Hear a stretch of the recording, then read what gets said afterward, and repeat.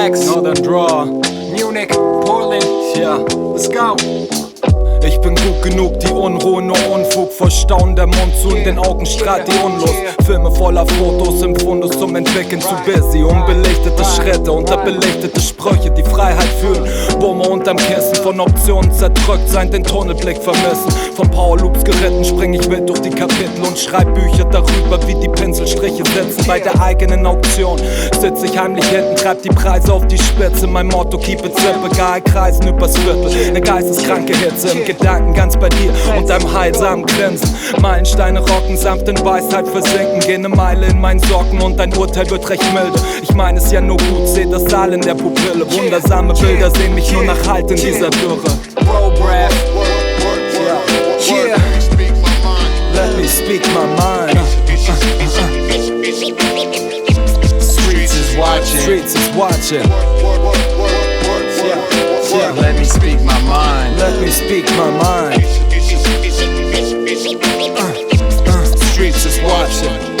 The streets is watching, tunnel vision, I walk the talk if you can listen. Pupils stalk my person like the vultures circling. See who died to said, on a sick one since I've been out of bed. A rest after my death, kept it 100 proof with my power loops. I make moves with my goons through these dunes, puffing on some fumes through the hourglass of time. Let me speak my mind, living unrefined and never on rewind. Underexposed, my shutter is closed, underdeveloped. Under your nose is where I've grown. Stylus is epic, Olympus prophetic and unapologetic. The best spice is a hunger that's hectic, cause nobody's perfect. That's what practice makes. Same kid, new landscapes, old whip and fresh paint for my grave. Make a hall of fame because I know one day or later you got to meet your maker. It's all peace till we're vapors. Vapors. Vapors. What? Let me speak my mind. Yeah. Streets is watching. Let me speak my mind. Let me speak my mind. Yeah, that's right. Streets is watching. Streets is watching. You know how it is. So many people try to say that you can't do this, you can't do that, but you just gotta be you, man. I say go for it, world. I say go for it, internet. Let's go. Crow Bref.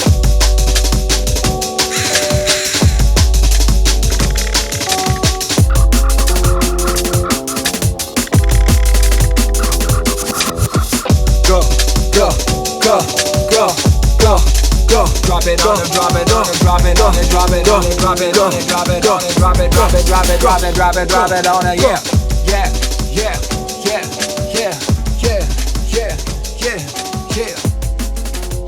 Gotta add that little drum and bass in the outro for y'all.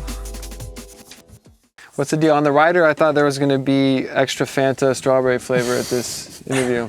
What's going on? We only have Diet Peach Fanta. I'm sorry about that. Okay, diet's okay. Even though aspartame does cause cancer now, they say. But, you know, Everything does. you gotta get it from somewhere. Shout out to your grandma on this hash pipe. Yeah. There we go.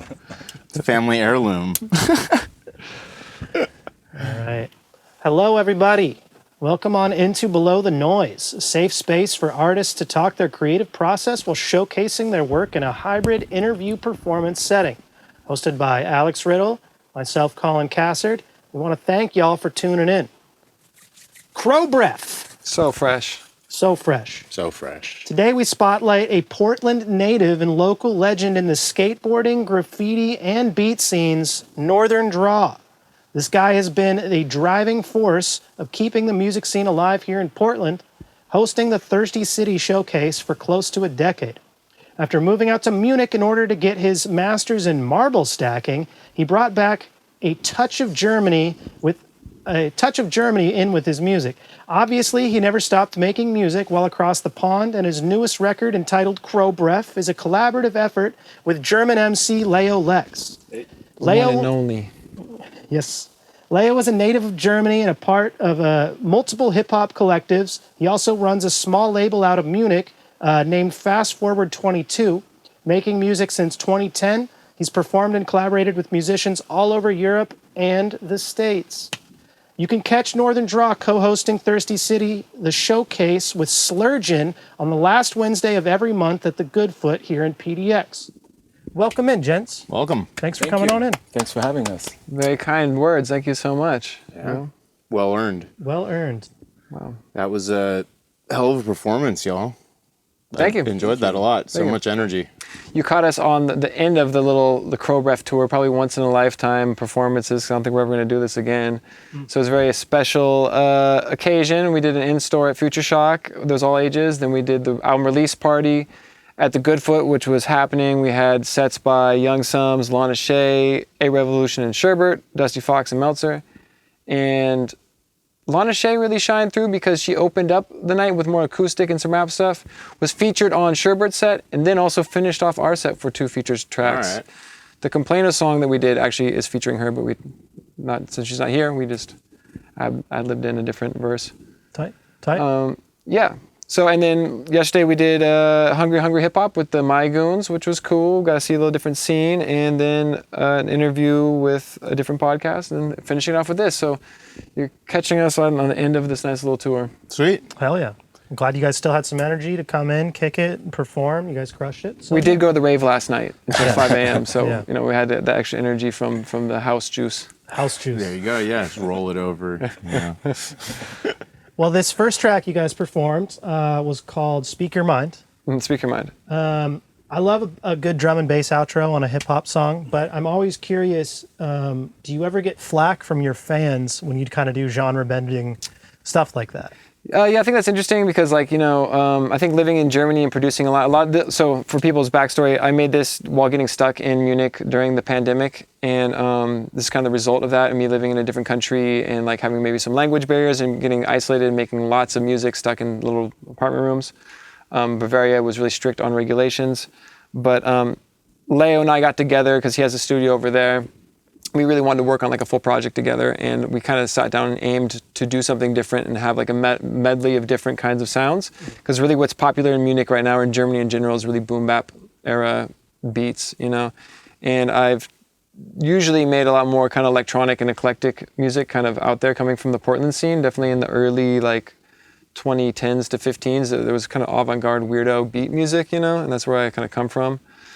So I was shopping off a lot of my sketches to Leo, what do you like, and they kind of just lined up with each track being a little bit different and having different vibes to it and different features, and we really wanted everything to be kind of different with a lot of different international flavor. We got some Spanish, we got some German, we got some UK cats on the album.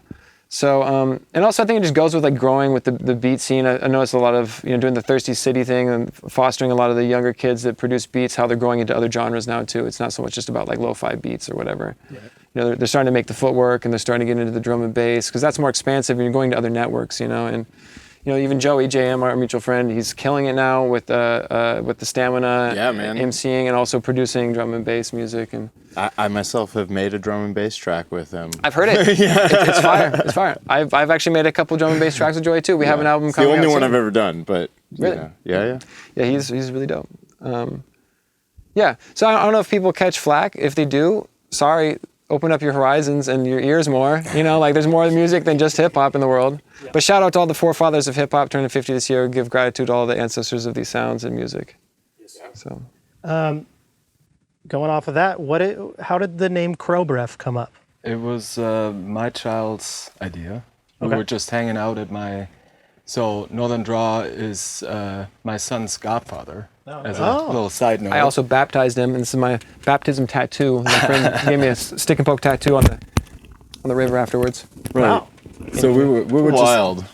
We were just hanging out, and I think we started drawing a crow with stink lines coming out of its beak. Okay. And then he just came up with the idea of Crow Bref, and we thought it was hilarious, and then just started imagining doing I don't know, I guess we would just say Crow Bref quite a lot. Yeah, and there was I think there were a lot of drawings that you made with Crow Bref, and then I started painting. You started painting it a bunch.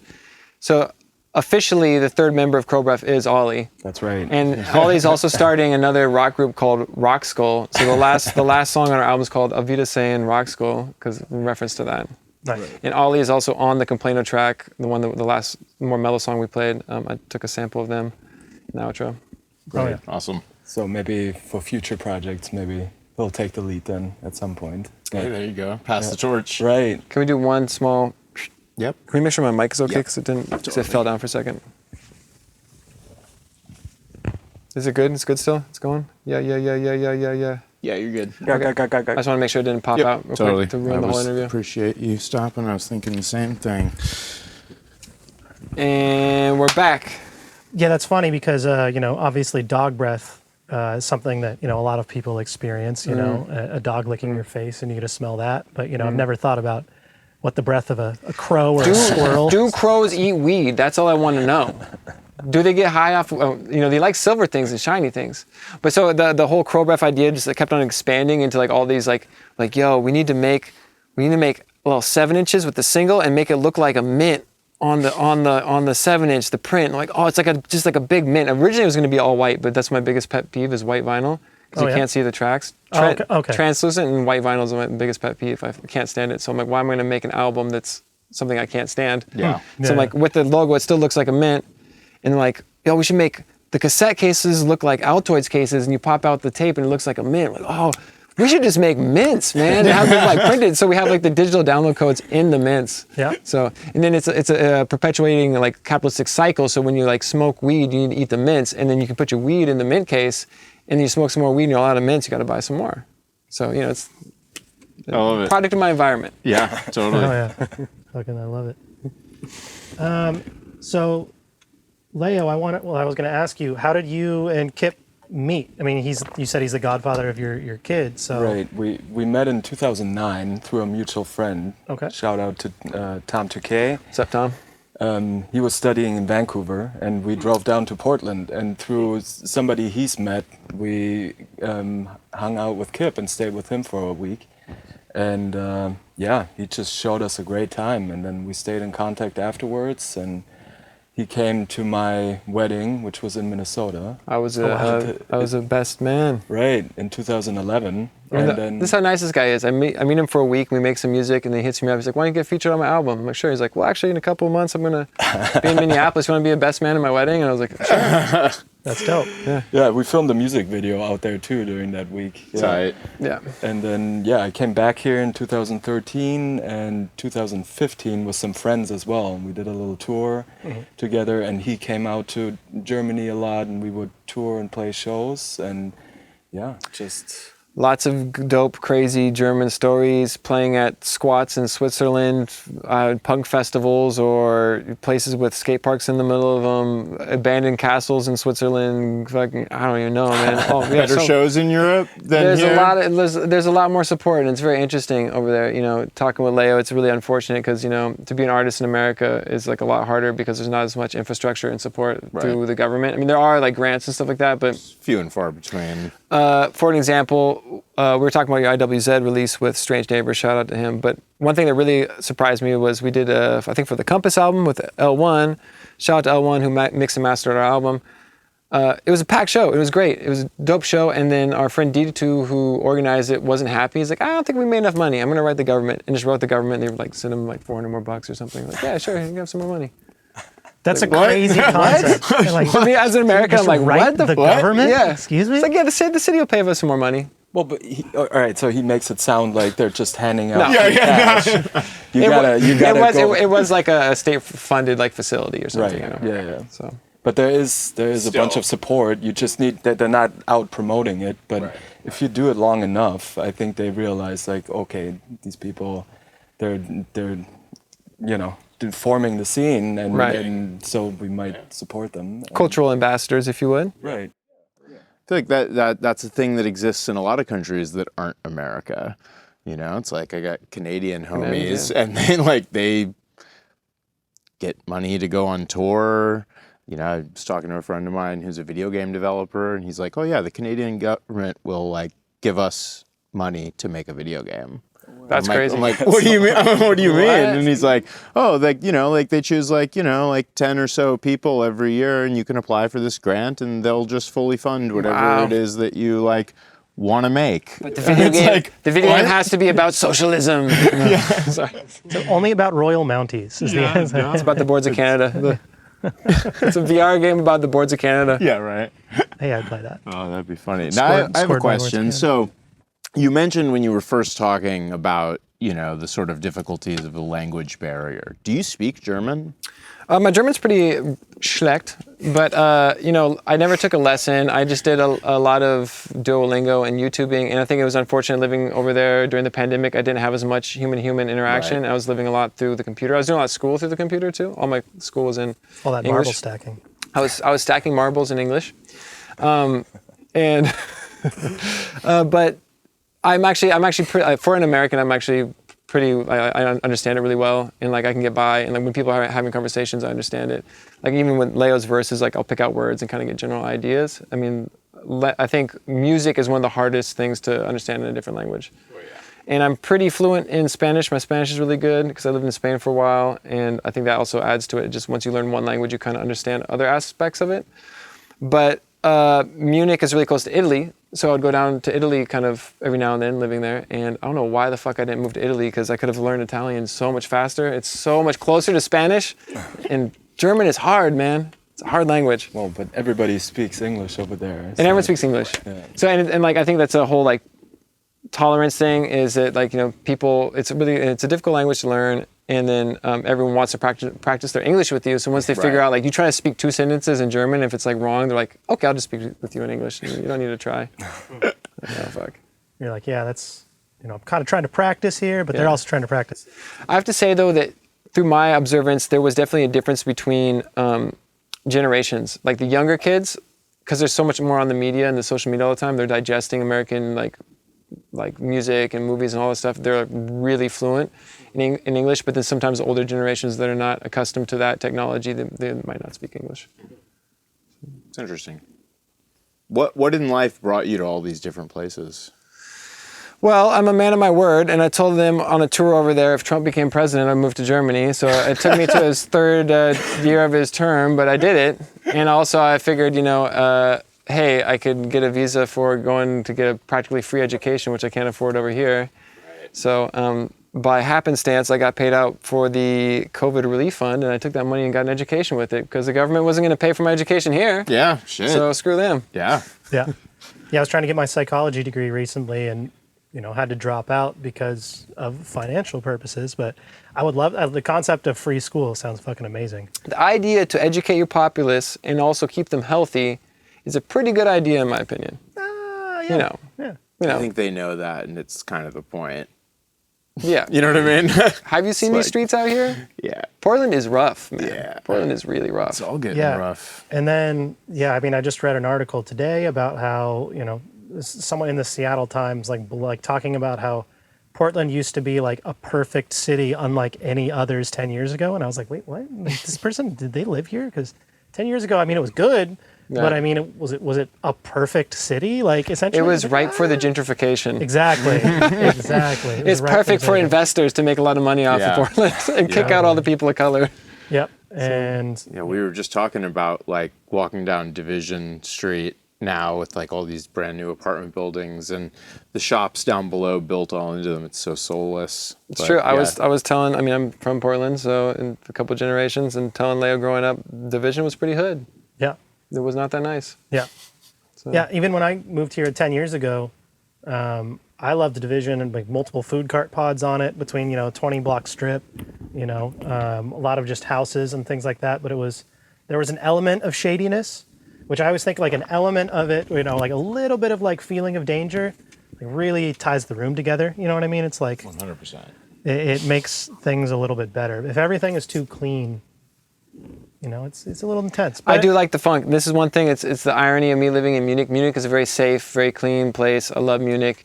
It's got a river that runs through it. You can literally just like go swimming in it in the middle of the city. You can like leave your bike out and it probably won't get stolen, you know, for the most part. That's crazy to think about. Right. Yeah. You can leave something in your car and your window won't get broken, you know. Yeah. But even living there was a part of me that missed the funk and the grit, you know, because I'm from this environment, and like it almost felt uncomfortable to me. I'm like, wait a minute, you don't have homeless people here, really? Or I'm not to divulge too much, but yeah, you know, it was just a very large contrast for me. Yeah.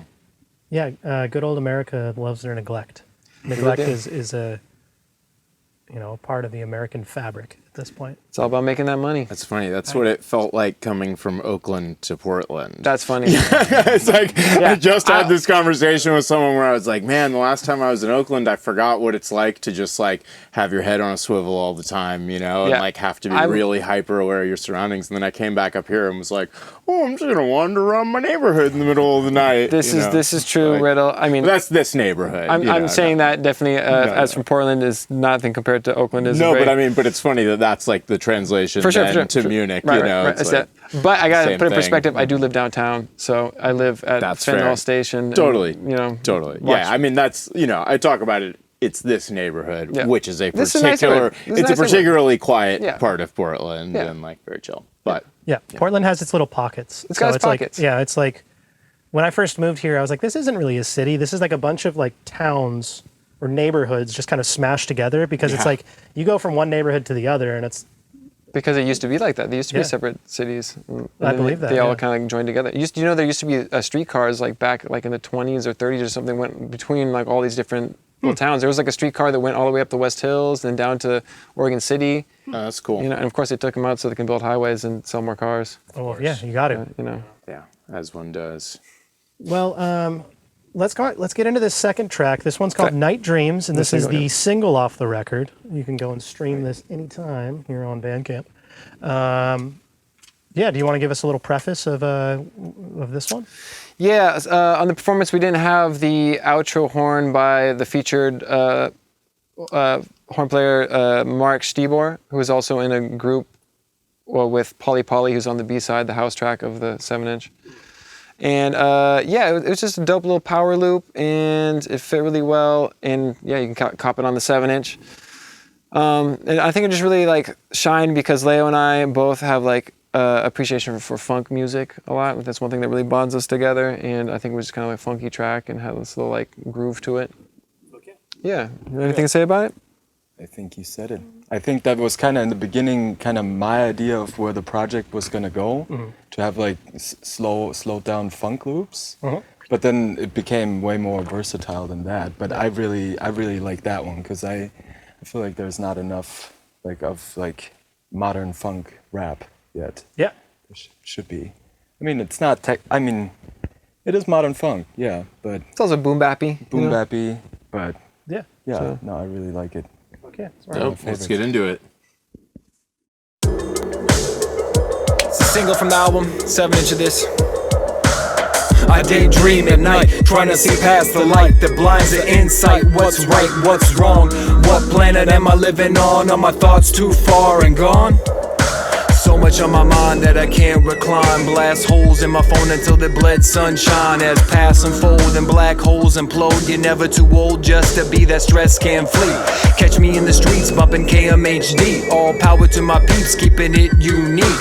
Illusions mapped in front of all cataracts to distract the facts. Can you see past the thrills and laughs? Living on a daydream, nothing's what it seems. And seeds and kings, all birds don't sing. Some things might melt your wings on gleaming screams. Fling them down to wax and etch them into tracks. Do skips and cracks, compact the slab. Scratch a needle back and keep the vibe intact. Stay relaxed when you map your next lap. Your past is an artifact that impacts a universal stack. I daydream at night, trying to see past the light that blinds the insight. What's right, what's wrong? What planet am I living on? Are my thoughts too far and gone? Ich gleite verträumt ohne all den Ballast durch die Stille der Nacht, die mich liebevoll umfasst. Am Bund nur ein Schlüssel, der überall passt. Ich behüte meinen Schatz, wer von der Süße nicht satt. Ein paar Grüße verfassten, auf dem Nachttisch liegen gelassen.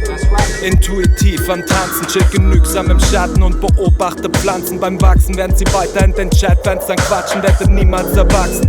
Cool Kids forever, die Dichter und Denker im Moonwalk aus dem Gestern. Die Feste gefeierten, jetzt in Ruhe was ändern. Gefühle benennen, ich lerne mich gut genug kennen. Überflute die Welt mit den smoothesten Klängen, die die Dunkelheit erhellen. Wundersame Audiowellen, direkt von den Quellen in mir drin. Der Zustand ist mit, die Nadel getragen vom Wind. I daydream at night, trying to see past the light that blinds the insight. What's right, what's wrong? What planet am I living on? Are my thoughts too far and gone?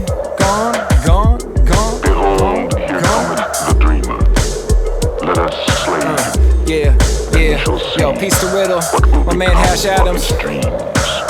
I daydream at night, trying to see past the light that blinds the insight. What's right, what's wrong? What planet am I living on? Are my thoughts too far and gone? Too far and gone, they're gone, they're gone. Oh, they wait, way too gone off this fucking planet. On another goddamn universe or something. I can't really stand it. Yeah, Crow Bref, album dropping. That's how we're doing, not really stopping. We keep it hip hopping. 50th anniversary, all credit due. Yeah.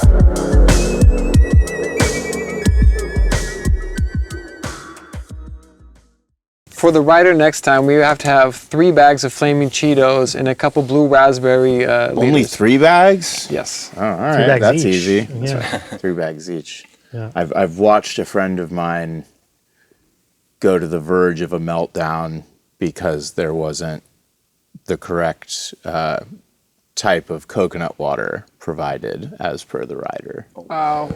Just a fun fact. It does happen. It does happen. So, yeah. Riders, there was this venue in Bellingham called the Nightlight back in the day, and Kool Keith played there. And the one thing on his rider was like, he needed like 4 buckets of KFC chicken or something like that. It's just like an assload of KFC chicken. And like not very many people ended up showing up to the show. I can't remember what the story was. I actually wasn't there, but like he ended up not even really rapping and just bringing out all the chicken and just like having chicken with everyone. That's amazing. That sounds like a good show. Yeah, right. Yeah. You know, kick it with Kool I'll share, Keith. if I can say it quick, I'll share my Kool Keith story real quick. I was in South by Southwest once. I used to go down and do some shows every now and then. And then I saw on like his flyer, Instagram or something, that he was playing at this cafe like North Austin next to my friend's house because he lives up north. I was like, bullshit. And then I saw him on the gram at this cafe. I'm like, what the fuck? He really did it? And then he posted something else that he was playing at this metal fest at some metal bar that night. And I'm like, I don't know. I'm going to go try to check it out, you know? So we went out for the day. We did our shows. And then we come out to this like metal thing. And like the last band was playing. It was like perfect timing. I'm like, man, this guy's not going to show up. He's not going to show up. And then all of a sudden I see this guy bring in the coffin, a turntable coffin, you know? I'm like, oh shit, maybe he's actually going to come up, you know? And then all of a sudden someone comes up like, oh yeah. You all right for Kool Keith? Hold on a second. We wait there forever. And he's like, but first we're going to let on this person. So when someone comes on, they're like, y'all ready for Kool Keith? They're like, yeah. Are we let on this person? And they had like literally like 10 like acts come up and play a song each. And he finally came up and like played for like 5 people. Yeah. And he was wearing this like cape with this weird LED light up thing and the glasses and stuff. And I was standing right in front of him. I'm like, this is so surreal and weird. Like there's literally no one in this dive bar metal fest thing. Yeah. And Kool Keith is headlining it. Kool Keith's a legend because he's got like his roots with like in the UK, like he's super popular in the UK with Ultramagnetic MCs. Like they got more shine over the pond than they did Analog here. Brothers too. Yeah, the Ice-T. Yeah, and then his fucking Bay Area roots. You know what I mean? Doing all the Dr. Octagon and shit. I referenced Dr. Octagon yesterday, and so the idea is this. If I hope so, hopefully, we're making a remix album of the Crow Bref. I had the okay from Ayatollah to remix the Night Dreams track, and we have a couple other ones in the plans. So we're gonna have the remix album, maybe another 7-inch, and then I'm also gonna do the instrumental album. And I hit up the dude Mark Stieber, who's on Night Dreams that plays the horn, and I'm like, hey, I really want to do this because on the Dr. Octagon instrumental album, they have a flautist playing the flute on randomly over these tracks. Would you be down to do this over my album? Just play the horn randomly to make it more dynamic. He's like, I love Dr. Octagon, let's do it. That sounds amazing. Fuck yeah. Sick. I always thought that was like an interesting idea. Like, was that like, you know, Dan the Automator's idea? It's like, yeah, it's good someone just play the flute instead of the rap, you know? I've always felt like there's room for instrumental solos in more modern music. It's like you don't hear that shit anymore. Right. And like outside of rock music, I guess, and even then, I feel like it's really few and far between. But it's like, yeah, bring back the instrumental verses. Yeah. Like, fuck it. The flute player, the horn player, like whatever. I think that shit's tight. So talking about Night Dreams, this one obviously we said before, the first single off the album. I always wonder about the process of choosing a single, and so I was curious. You know, I know you said you liked the track a lot, but you know, why did you guys choose this one? I guess maybe. Do you want to go for it? Or? No, go ahead. I think like the structure of the album's interesting too because it's not like typical in the sense that there's like a lot of typical song structures of like, you know, chorus, first chorus or whatever. But we, you know, I wanted to copy the Ghostface and Raekwon things, all respect due, is I wanted it to be like NorthernDraw featuring LeoLex, you know, or something like that. Like so he's like my main feature on the album or whatever because I did a lot of production. And he's on most of the tracks. We have some tracks with other people on it, and there's only a handful of us where it's us together, you know, where I'm rapping because I don't really consider myself a rapper. So I think that one the tracks stood through, and it's also both of us on it together. Right. And then I had the dope little outro horn that you all didn't hear, but you can hear it online. So there's that aspect. Even with the live performance, we only had like a handful of tracks we could all perform together because sometimes it's like featuring someone else from the UK in Leo, or you know, another Munich rapper in Leo, or it's a solo track for me or a solo track for him. So. Right. Definitely love the production on this one, but what you guys did, like you can hear that funk that you were talking about. It's like it's such a like underpinning to it, and kind of hear it coming out in the other tracks as well. But like, yeah, I feel like this one like hits that like dead on, that kind of old school boogie funk vibes. Yeah, nice. Thank you. Shit really comes through. Yeah. I love boogie and funk. I play that out a lot when I DJ, so super inspired by it. So, if you don't consider yourself a rapper, but you rap, have you ever thought about what made you start rapping? Habitual marble stacking, honestly. Had to have something to do when I was stacking yeah. marbles. I started narrating it? Yeah, I started narrating my marble stacking in rhyme patterns and limericks. Yeah, I mean, like growing up, I rapped. You know, that was my main focus growing up, and I think I just kind of like got to a point where I was more interested in the music, and I really focused on. I shifted into production, and then got really into DJing, and like that kind of took the light of my creative musical output. And you know, I wanted to. I mean, of course, I know I can rap, you know, but I feel like there's just a lot of mediocre white boy rappers out there. So I'm like, cool, I'm gonna try to harness my craft with the music and be with the music, you know, and like really respect that and like live through that. And also all respect to hip hop. I respect all the elements and want to practice all the elements too. Oh yeah. So when did you start making music? Oh, when I was a teenager, Okay. super young, like 15 or 16 or something. I think I had my first rap album when I was like 17 or something. My homie produced it. Tight. Yeah. First mixtape for me was, I was 18. I was rapping over Led Zeppelin, Ace of Base, fucking Air, you know, like all sorts of shit. And then like also had some Dr. Dre beats in there and just like all, you know. I think the first beat I made, or one of the early beats, was a Bee Gees like intro, like looped up on an old like digital 4 track or something. Yep. For me, it was an Ace of Base track, and I just she's all that she wants. And I just chopped up all the instrumental parts from it because there's a bunch of just instrumental breaks of like 4 and 8 bars and stuff, and that was my foray into production. Hell yeah. You gotta start somewhere. Gotta start somewhere. Leo produces too. Yeah, I was just about to say, like, what is your like musical outlet like outside of, you know, what we've just heard? Right. Well, I started. I think first I tried rapping when I was like 13, 14, but that wasn't really my jam back then.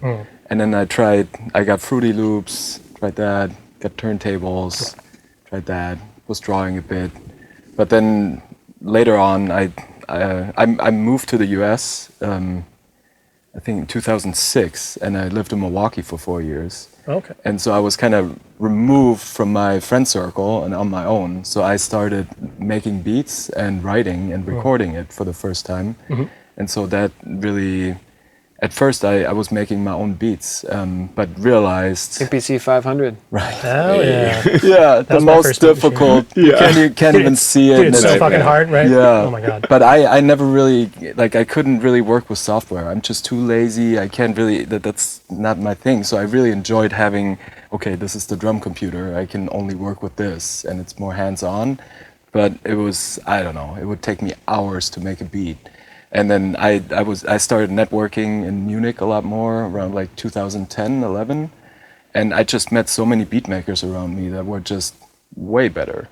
So I decided, I think I made my last beat in 2014, and then decided, okay, I'm just gonna focus on the rapping.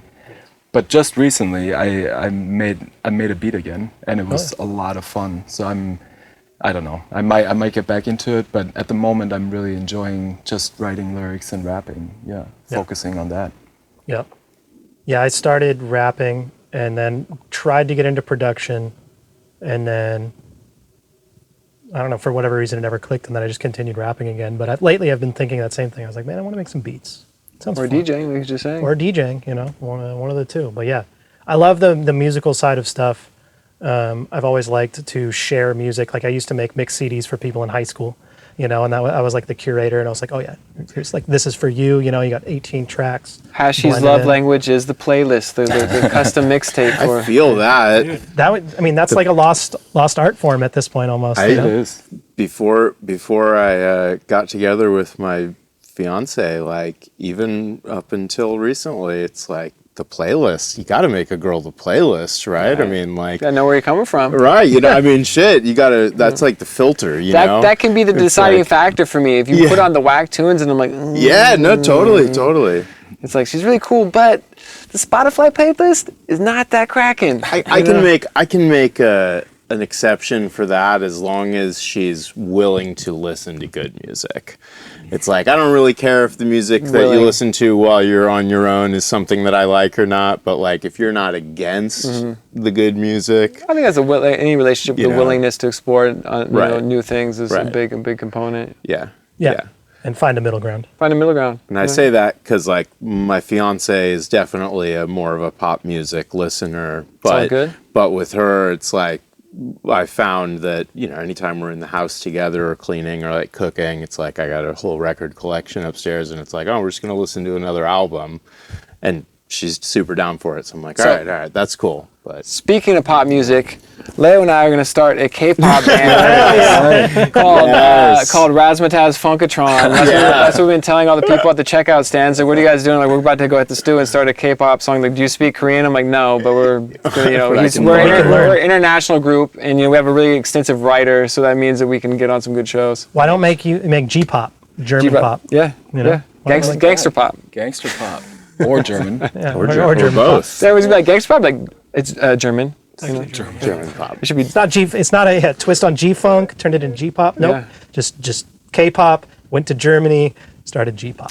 So I don't know why I'm bringing up this tangent. In Bavaria, Leo's from Bavaria, and there's a kind of music over there called Schlager, which most people probably don't know about in your listenership, but it's basically like the crooner music of Bavaria. Like the yacht rock or something. Yeah, with like the person singing on it, and it's super cheesy, and they probably are on yachts and some lakes and stuff like that. And that's actually like a really big genre. Maybe They make the most money with that music in Germany. You have to send me some. you should, yeah. So how you say really cool in German is like sehr geil. So I made a little alias. My Schlager alias is Sir Geil.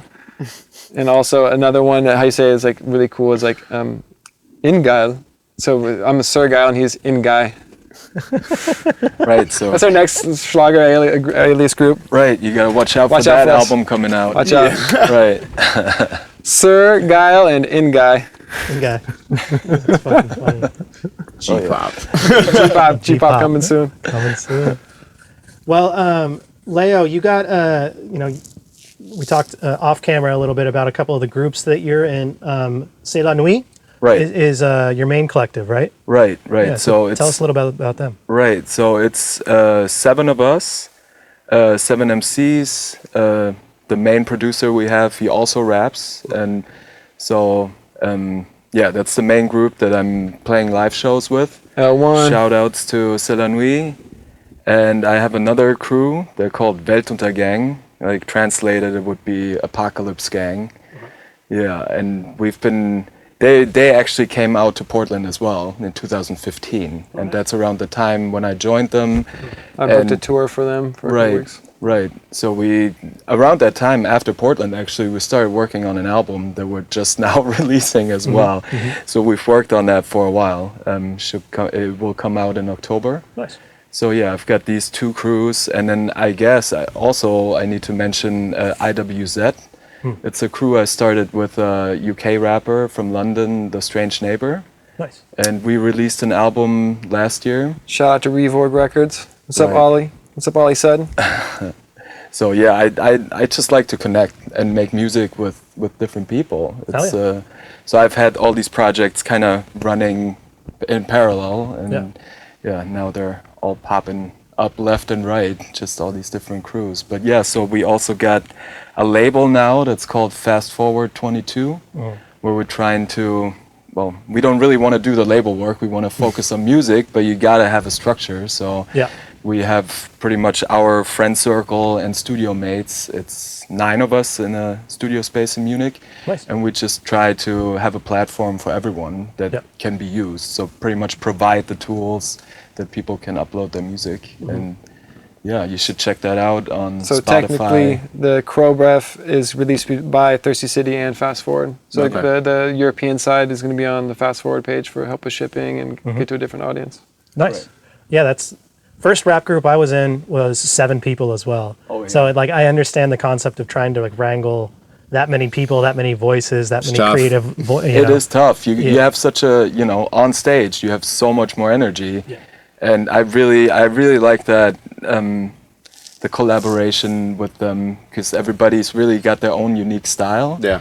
So I think like, but we're very unorganized. So like every set we play is a totally new set.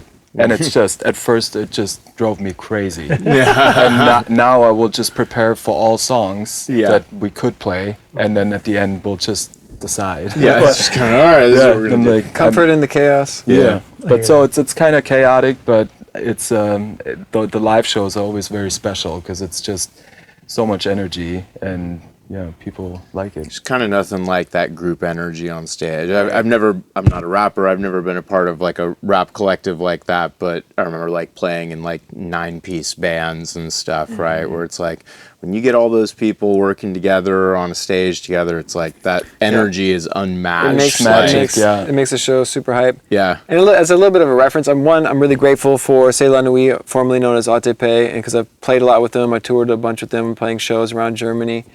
And they're all my friends, they're all my homies. And going back a little bit to what you were saying, Colin, is like I kind of stepped back from rap, but then living in Munich, I just kind of like started rapping with them a lot more and got a lot of features on different albums over there. And then they would invite me to do a beat set to open, then kind of bring me on stage to be featured on tracks.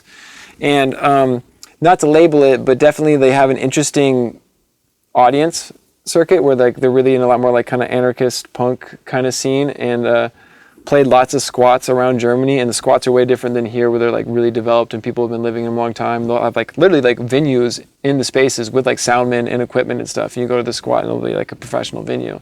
And it's a really interesting experience. It's tight. And C'est la Nuit in particular like is part of that like kind of genre, and it's a really good platform over there. That's dope.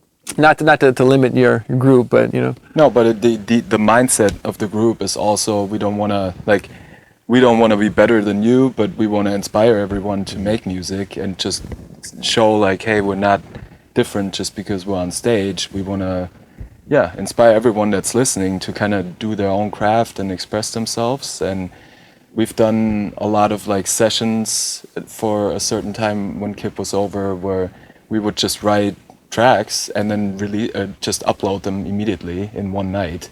And it was always like whoever was in the studio, we were like, hey, you want to write something too? And Midnight Snacks. Yeah, it was like all these posse cuts with like 4 to 6 people.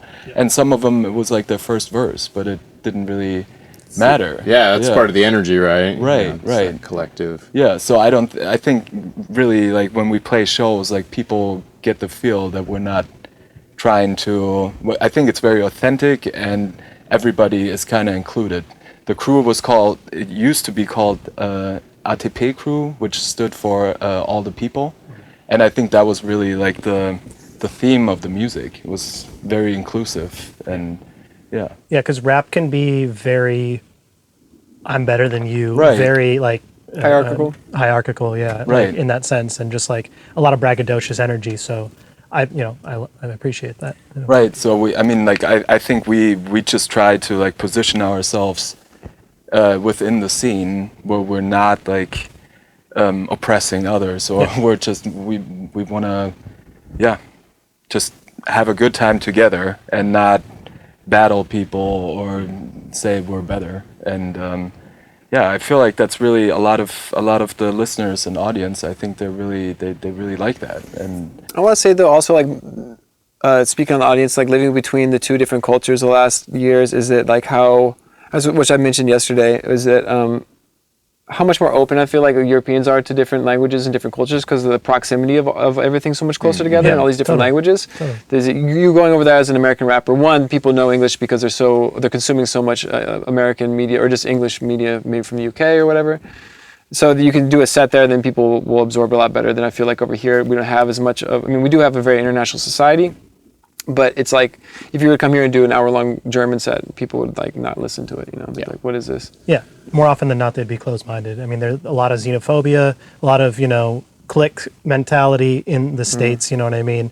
And even though, it is very ethnically diverse in a lot of places, like even in New York City, you'll still find pockets of, of I mean, that's how New York is. You usually have like 3 block radiuses of the Russian community, and then the Orthodox Jewish community. It's like literally like sectioned off by blocks and stuff. Yeah. It's not as much of the melting pot as it's advertised to be, so to speak. I don't know. I think by saying that though, I feel like that opens up a lot more opportunity in Europe for people to like accept your music, or especially in Germany. I think just Germany in general, people are just really down, and they really love hip hop, and like that's really popular right now. So they're like, oh, cool. They're like, oh, let's go check it out, And I feel like if you're here, I mean, people are pretty open to it in Portland, but that's like a bubble, I feel like, in itself. If you went to like Tennessee, like we're going to do I mean, no disrespect to Tennessee. Shout out Memphis.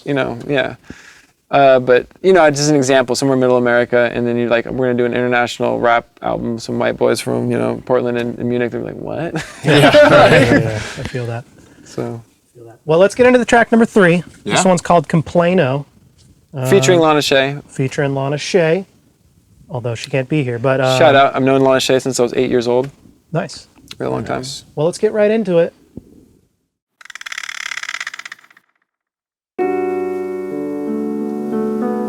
Yeah.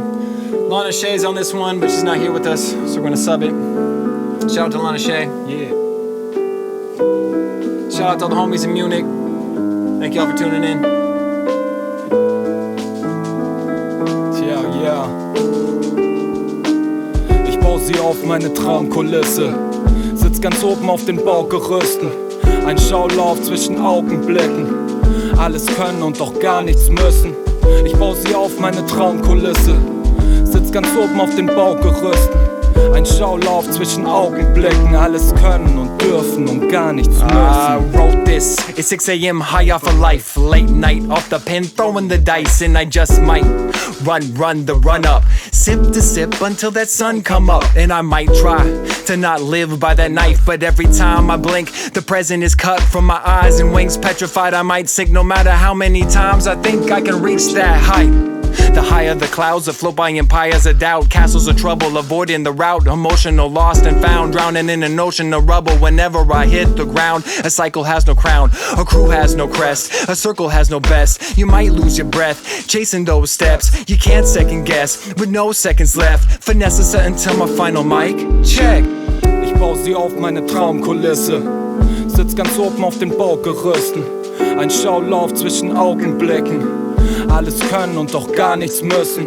Ich baue sie auf meine Traumkulisse, sitz ganz oben auf den Baugerüsten, ein Schaulauf zwischen Augenblicken, alles können und dürfen und gar nichts müssen. Hier könnt ihr mal alle Empathie zeigen oder zieht weiter mit Schießeisen auf menschliche Schießscheiben. Ja, alles nur ein Spiel und das Regelwerk recht schwertheitsregelrecht verkehrt. Ich könnte was ändern, bin aber down mit meinen Henker, noch im letzten Moment durch das Daumenkino blättern. Die Aussicht kennt man, manchmal höre ich mich selbst fremd an, wie so Visionäre, wir brauchen wieder Penner, viel zu häufig. Bleibt das Verständnis auf der Strecke, alle Farben zusammen auf einer grenzenlosen Fläche, wer Beste? Kommen auf keinen Einklang klar, im Leistungswahn mit sich selbst im Reinen sein, leider rein. Ein Krisengebiet, wo Harmonie unterliegt. Ich mach das Beste daraus, bring Fantasie zu Papier an einem stinknormalen Wochentag, der bald zu Ende geht. Scheiß drauf, wichtiger ist, dass du jetzt die Hände hebst. Ich baue sie auf meine Traumkulisse, sitz ganz oben auf den Baugerüsten, ein Schaulauf zwischen Augenblicken, alles können und doch gar nichts müssen. Ich baue sie auf meine Traumkulisse, sitz ganz oben auf den Baugerüsten, ein Schaulauf zwischen Augenblicken, alles können und dürfen und gar nichts müssen. Yeah. Crow Bref, so fresh. So fresh. Shout out to Ollie, the 3rd member. Hell yeah. The one that donned us with the name Crow Bref. Thank y'all for tuning in. We're gonna do one more bonus track.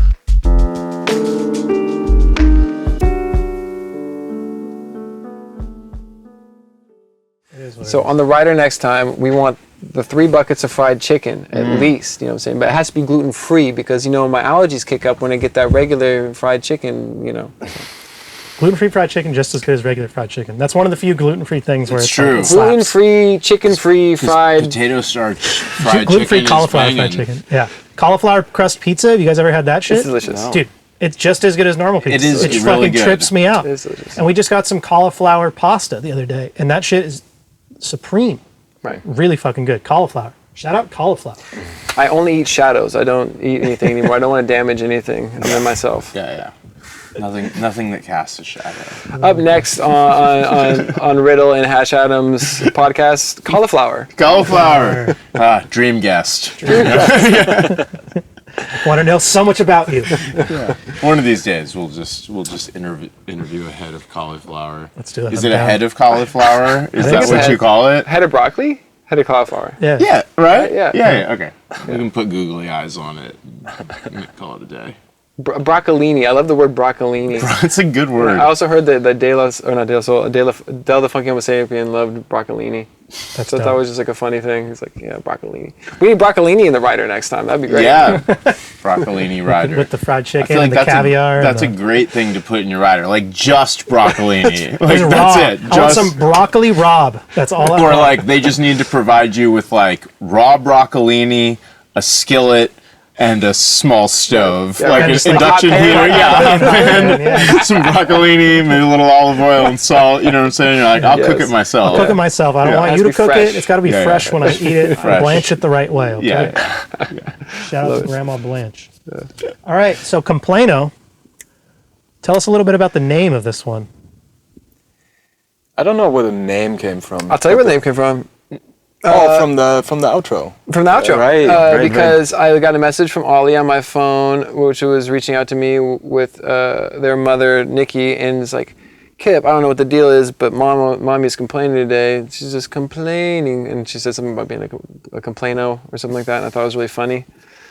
And if I might dry snitch a little bit, I'm really grateful for Leo and Nikki. They really put me on and facilitated me transitioning and living over there a lot. I lived at their house a lot and also took care of Ollie a bunch. And there was a lot of me listening to trash radio in their kitchen, drawing and eating food. And then one day I put on the CD and it had a really dope piano lick on it. And apparently Leo's neighbor was the manager of this Italian pianist, and that's what the sample's from. Right, he gave me the CD, and I'll need to forward him the song. Or not. I was Or just not. going to ask Yeah, about yeah. the piano sample. I was like, I'm- that's beautiful. Like, where'd that come from? Well, maybe not the artist, but I'll tell my yeah. neighbor about it and Yeah. see what he Yeah. thinks. But maybe not. Walking the fine line. Maybe not. Dangerous game. I mean, dangerous game. it's a bitchin' sample. It's a cool sample. I mean, Yeah. that's why right when I heard it, I'm like, I'm going to use that. But It's nice. It's got that like movement to it, all spaciousness. So then I did do the drums. I mean, altered and looped up the drums, and then made the bass line, and then kind of chopped up the sample a little bit for the chorus, or for the verse compared to the chorus. And we had like 10 people planned on it. Not really, but there were a lot of different artists where we thought they fit the track, Okay. and then nobody ever responded. So it seemed like this never-ending story. I think because we wanted to go with the idea of having more like an international album. We were trying to get like more languages, and I met a gentleman in Munich who was, I think, Chilean, something South American, and he was a really dope singer. So I was trying to get him on like the chorus, and he didn't pull through. And then we actually had my other friend from France, Bulsi, who's actually a really like well-known rapper from France. He did a verse for us, but I think it was only like a 12, and he wouldn't translate it for us.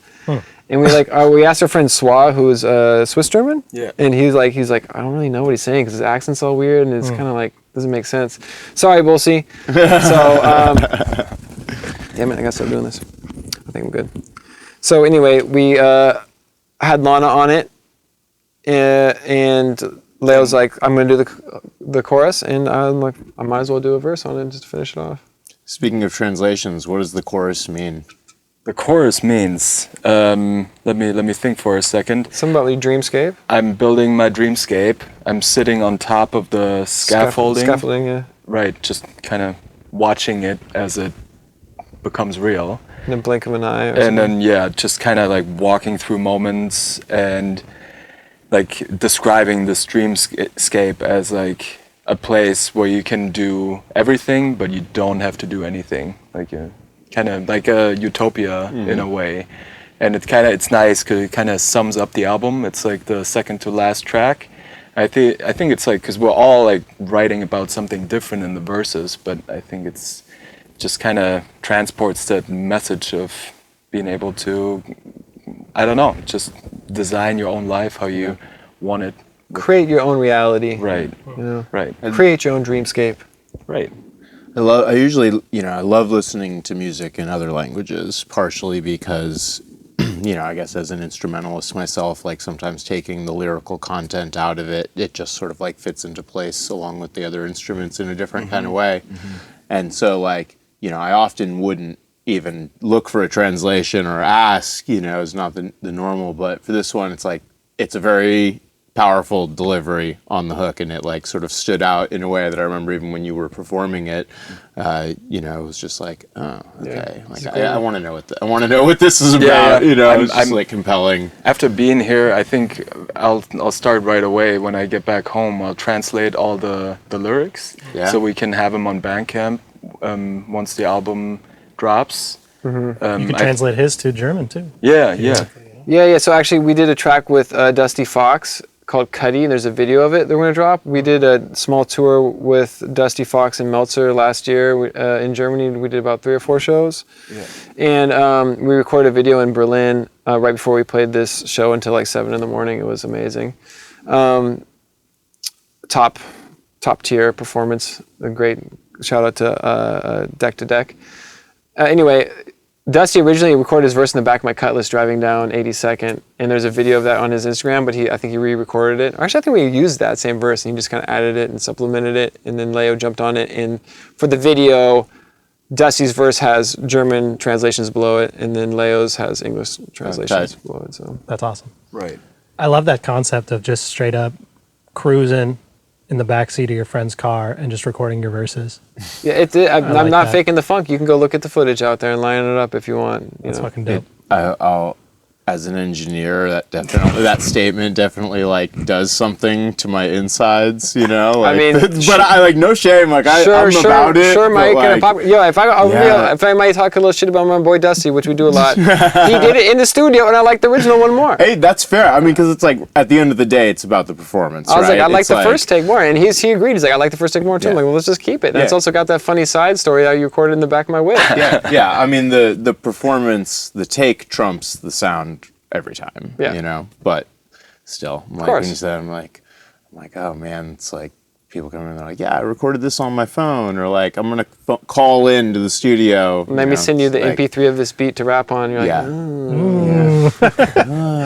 I mean, I was in Bellingham a while back, and I went up there for a trip visiting some friends and stuff, realized that I had to record an intro for my other podcast, The Nostalgia Pit. Make sure you listen to that wherever you can find podcasts. And I was like, oh shit, I forgot to do the intro. And so I just went to a park, parked, got into my back seat, and was just like, fuck it. You know what I mean? This is how we're going to do it. So I recorded my intro that way. I didn't do the whole episode or anything like that, but I was like, this is kind of dope. Just like chilling in the park, people walking around you, just like, had a good time. Ambient sounds. Yeah. Could have been worse. Could have been a lot worse. So who else you got on your show, by the way? What's this? Is this part of season 1, this episode? This episode here? Mm-hmm. This is, we've had Wisdom, we've had Mostafa, we had Diogenes recently. Diet Doom.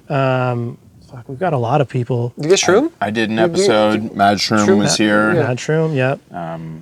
Shroom did when he came to play Thirsty City. Yes. Yeah. Yeah.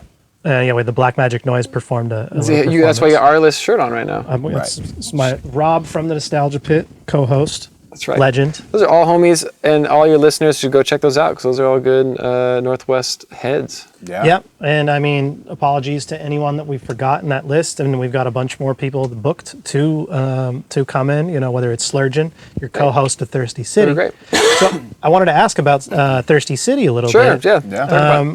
Tell the world about, the longest running beat scene here in Portland. Sure. I can get really into it, but let's see how I want to encapsulate this. Basically, Leo gave me the name Thirsty City. Oh wow! Yeah, I was over in Germany, I think around 2013-ish, 14. Yeah. And being inspired by stuff like low end theory in Los Angeles, and also Seattle had Stop Biting, which was happening every week at the time, and beat producer stuff at the first room, and then breakdancers in the back with DJs. Shout out to Stop Biting. I even released something on Stop Biting, all the homies, not too long ago. So I want to start something in Portland because there was so much talent here, and there was not a lot of like ways to facilitate and put it out. Like all my friends were creative, and I'm like, I want to channel this somehow so they can show people what they're making, you know. So I was doing some music, I think on tour, one early tour in Munich, and then I booked something with the No, and I needed a name for it. And on that trip, Leo, I was telling him how they drink a lot of beer in Munich, and he says, yes, it's a very thirsty city. I'm like, I'm going to run with that. That's great. So since then, it's hopped through different venues, but I got to give a lot of gratitude for the No, because they helped really foster me and taught me a lot about throwing shows and hosting shows. I was like, and shout out to Diogenes who makes the flyer and the logo and all that stuff. Makes our logo too. He's a great designer. Should hit him up for some design work. Yeah. Dax Edward. But yeah, back to the No and the punks. I mean, Portland has not always been like a really hip hop centric city, you know, and that's kind of been like the underdog scene because it's always been more of an indie rock kind of rock town, you know, metal or stuff like that. And I think the No, the original location, wanted to foster those kind of alternate sounds. They wanted to be a metal, noise, and punk, and like, why not have a hip hop night? And so I was kind of like their hip hop booker for a little bit once I got into the ropes. And it grew a lot from there. And so we moved to a second location when the No closed, and we did a couple other ones, and just kept it going and moving around during the pandemic. When I moved to Munich, I wasn't gonna just like throw in the towel, and I was like, I'm good. It's at a good point. You know, I had a couple releases, and then I kind of talked to Michael Surgeon about it, and he's like, I think that's doing a disservice to the scene. I think you should keep it going to allow a platform for people to grow. So I passed it off to him and a couple other people, actually, Omari, Jazz, Solfine, and my friend Secret Island Studenets. But they kind of didn't have as much capacity to take it over. And for Michael, it was really like something imperative in his life, and he really took a hold of it and ran with it. And so shout out to Slurgeon for taking Thirsty City through the dark times of the pandemic, and also me living abroad. But with that, I think the beneficial side of it is it's grown a lot more even as a community. Like my homie Thodo Lane, who we've put out some albums of him, he comes and does live streaming every event. So if you're not in the Portland area, you can still live stream it through Thodo's Twitch channel.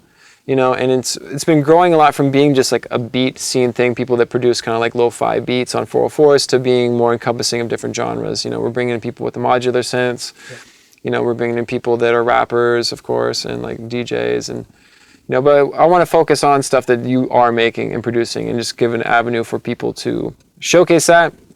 But also, you know, I think the intent from the very beginning too was not to have like this big party that makes a lot of money, and like, you know, it wasn't really about a money thing. I wanted to just provide a space, like a third space, if you would, for people to get together. And that's why I'm really proud of it, because so many people that go to the shows are always creatives, are always dancers, musicians, DJs, artists, and that really means the most to me. It's like building this stronger community. So yeah, I mean, it's when I first moved to Portland just about a decade ago, I was just like, oh, there's no live scenes here whatsoever.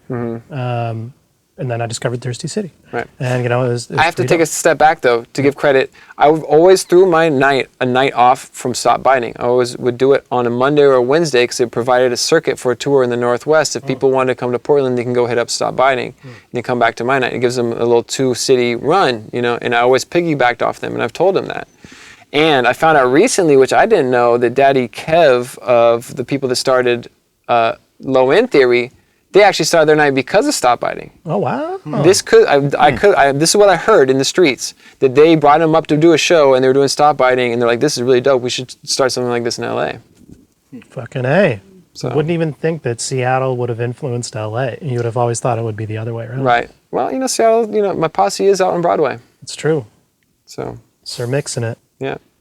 I mean, Sir Mix-a-Lot is one of the first dudes that I can think of who like wrote, produced, recorded, mixed, mastered, DJ'd, like did every fucking element of his own record. I did not know that. That's crazy. Yeah, and I mean, I'm sure he had, Wasn't help like or Rick something, Rubin or something that made like the Baby's Got Back or something? I wouldn't be surprised. Doom, doom, doom, doom, doom, doom. I mean, that's a banger. It sounds like a Rick Rubin beat, kind of. I mean, it doesn't have enough guitar in it. Yeah. It needs a guitar like chop, like.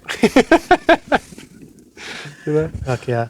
Well, we appreciate you guys coming in, obviously. Plug whatever you want to plug on the way out. Tell the people where to find you, et cetera.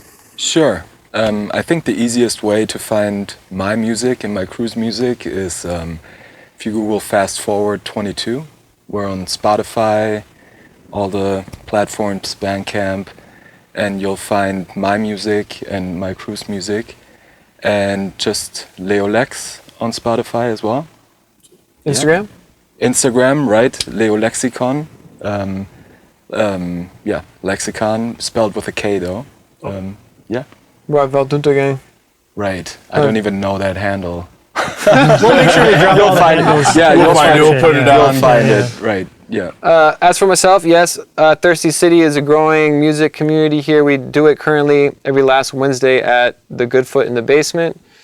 That's also a label, and we also kind of host ad hoc events here and there. We're actually, I don't know when this is going to drop, but we're going to do an all-ages 12-hour showcase at some cafe next month. Oh, shit. Sick.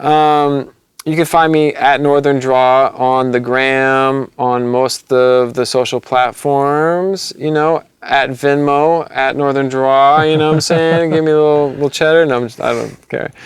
Really excited about this release. It's been 4 years in the making, and it really encapsulates both of our times, and also in particular my time of living in a foreign country during a pandemic. And I also have some other projects coming out in the future. I have a project with Joe Mousepad, aka JM. Yeah, it's all finished and that mastered. one. It's got like a house track, it's got a drum and bass track, it's got the footwork track, or a two-step track on it. Working on an EP with Kenneth Masters out of Alameda, aka Oakland, I don't know, area-ish. I don't know if... Close enough. Close enough. And also working on an EP with Lieutenant Head Trip, a little more crazy head naughty stuff, and a workout beat tape. Hey. Fuck yeah. Sampled from a USSR workout album. Sick. So yeah. Yeah, bring back aerobics, man. Yeah, That's all it's all sampled from aerobics Dude, that's samples. dope. Dude, I'm stoked for that one. And I get on the mic and I tell people and encourage them to, Yeah. and work it out now. Let's go. Push those buttons on the sampler and side chain it, compress. So like compress soul cycle Yeah. for beat makers. Yeah. Fuck yeah. I'm gonna make a video, I think, where we're gonna get like the leotards and try to like have Yes. a workout in the Yeah. gym with the 303. Speaking my language. Some step ups and downs. Pattern sequence. Hi-hat snare. Yes, I am all for that. And kick. And kick. And cymbal and kick. All right, well, thank you guys for coming in. We're going to give thank you you so all much. an outro track. This one's called Caviar, and then fade out. But thanks for everything. And we'll Officially caviar with Nino Aldino. Shout out to Nino Aldino. shout out now. True story. We ate caviar around Christmas time. Sweet. There we go. Never had caviar. It No, was- actually, I take that back. I've had caviar. It wasn't that great. It was like out of a can from, I think, the train station. Train Station Caviar. Yeah. That's the name of my next record. Yeah, right. It's like, damn, That should have been in the that's parentheses. good. Train Station. The Caviar. Hauptbahnhof caviar. Yes. All right. Well, thank y'all for coming in, Thank you so Thanks much for having us. Tune into the other episodes. And more fried chicken for the rider next time. and more fried chicken. Yeah, this is my shout out track. Yeah. Boxcar bombing with all the people, cutlass diesel colored cappuccino, eating caviar with Nino Aldino. Life's a casino filled with snake eyes. Word to the wise who never put their hands to the skies, because they realize that's a sign of surrender. Under the bridge, Burnside in late October. I remember I was raised high in the city of the Rip.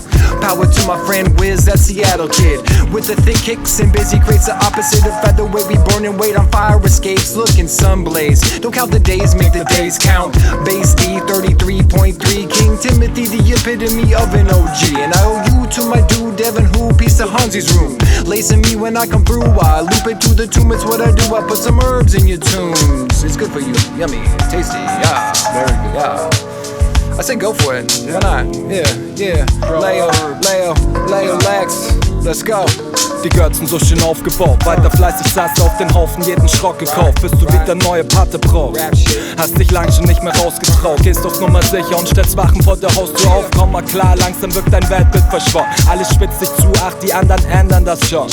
Alarmanlage angeschafft, alle unter Generalverdacht. Auf der Anklagebank kaum Platz, beim Täterprofil kommen die Schwächsten ins Spiel, denn die nehmen so viel.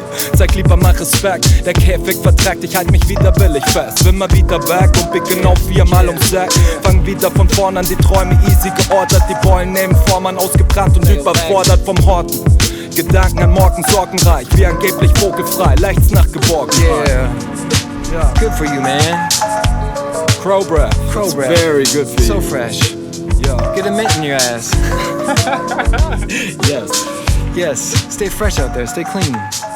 Thanks for having us. Peace.